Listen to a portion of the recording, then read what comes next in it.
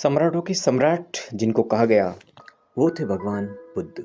महात्मा बुद्ध, जिनका नाम सिद्धार्थ, एक राजा के घर में जन्म और जन्म 563 ईसा पूर्व हुआ और इनका निर्माण 483 ईसा पूर्व।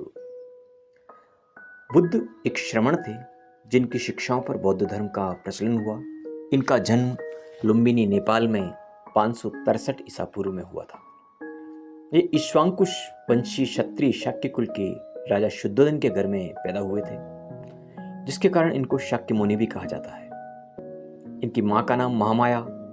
इनका पालन प्रजापति गौतमी ने किया था, जो इनकी मौसी थी, और इनकी पत्नी का नाम यशोधरा और एक ही पुत्र था जिसका नाम राहुल था। गौतम बुद्ध एक आध्यात्मिक शिक्षक थे जो 6वीं से 5वीं शताब्दी में रहे और इनकी शिक्षाओं पर बौद्ध धर्म चला। हालांकि उन्होंने किसी धर्म की स्थापना नहीं कर दी। उन्होंने कहा था कि मेरा धर्म मानव धर्म है। जब समाज में अत्याचार, अनाचार, अज्ञान, अंधविश्वास और रूढ़ियां जड़ जमा लेती है, तब कोई न कोई महापुरुष समाज में पैदा होता है जो इनको दूर करता है। आपने अहिंसा, प्रेम, शांति और त्याग का संदेश इस दुनिया को दिया था। इनकी शिक्षा दीक्षा राजकुमारी की तरह हुई थी। इनका मन संसारिक माया मोह में नहीं लगता था।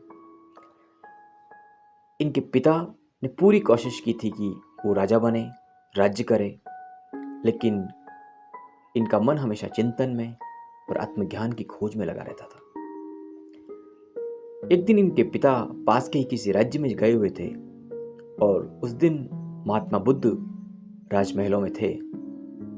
उन्होंने अपने सारथी को कहा था कि सारथी, आज रथ को रवाना करो, मैं नगर का भ्रमण करना चाहता हूं। सारथी ने मना कर दिया, क्योंकि भी सेनापति, सारथी सभी को मना कर रखा था कि इनको कहीं ले जाए नहीं जाए, क्योंकि हो सकता है वहां पर कोई ये ऐसी चीज देख ले जिससे इनका जो आत्मज्ञान है, आत्मचिंतन है, और बढ़ जाए और ये सन्यास की तरफ मुड़ जाए। लेकिन जो होना था वो होके रहा। सारथी ने मना किया, राज हठ ठहरा। राजा के बेटे थे, अपनी जिद पर अड़े रहे। सारथी ने रथ को रवाना किया। जब आगे निकले नगर के भ्रमण को, तो उन्होंने एक वृद्ध व्यक्ति को देखा जो लकड़ी के सहारे सहारे चल रहा था। उन्होंने सारथी से पूछा कि ये कौन है और इसकी हालत ऐसी कैसी हुई। तो सारथी ने कहा कि राजन, मैं आपके इस का उत्तर नहीं दे सकता। लेकिन जब वो क्रोधित हुए तो उसने उत्तर दिया और कहा कि वृद्ध है, तो क्या ऐसी हालत सभी की होती है? वृद्धावस्था सभी की आती है? सारथी ने उत्तर दिया, हाँ। बस फिर क्या था? उन्होंने कहा कि क्या मैं भी एक दिन बुढ़ा हो जाऊंगा? सारथी ने कहा था, निश्चित, बुढ़ापा सबको आना है। फिर उन्होंने कहा, ठीक है, रथ को रवाना करो।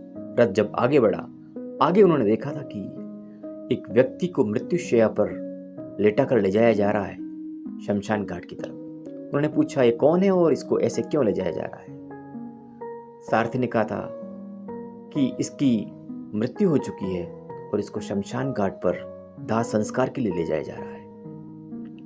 फिर क्या था? ज्ञान, आत्मज्ञान अपनी गहराइयों की तरफ बढ़ गया था। तो क्या एक दिन मृत्यु मेरी भी होनी है? हाँ, मृत्यु आपकी ही भी होनी है, मृत्यु सबकी होनी है। बस फिर उन्होंने कहा, सारथी, रथ को महल की तरफ मोड़ दो।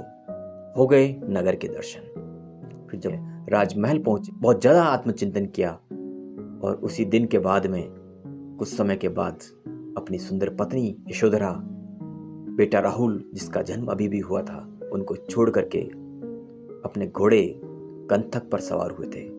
और उस रात को उन्होंने अपने घोड़े को लगभग 30 योजन तक दौड़ाया था और वो पहुंचे थे नदी के तट पर, जहां पर उन्होंने अपने सारे राजसी वस्त्र, आभूषण उतारे और वहां से वो सत्य की खोज में निकल गए थे। क्योंकि जीवन में कभी कभी ऐसा कुछ घटित होता है जो हमारे जीवन की दशा और दिशा को बदल देता है। माय डियर फ्रेंड्स, मैं भी यही कहना चाहता हूं कि जीवन में कोई ऐसा अवसर मिले, ऐसा मौका मिले मैं ये नहीं कहता हूँ कि सन्यास की तरफ मुड़ जाएं।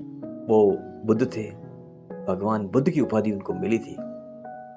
ऐसे तो लाखों, हजारों में, करोड़ों में कोई कोई पैदा होते हैं, लेकिन जब भी आपका जीवन दिशा बदले, कुछ डायरेक्शन दे आपको, आप उस तरफ बढ़ें और अपने जीवन को सुलभ बनाएं।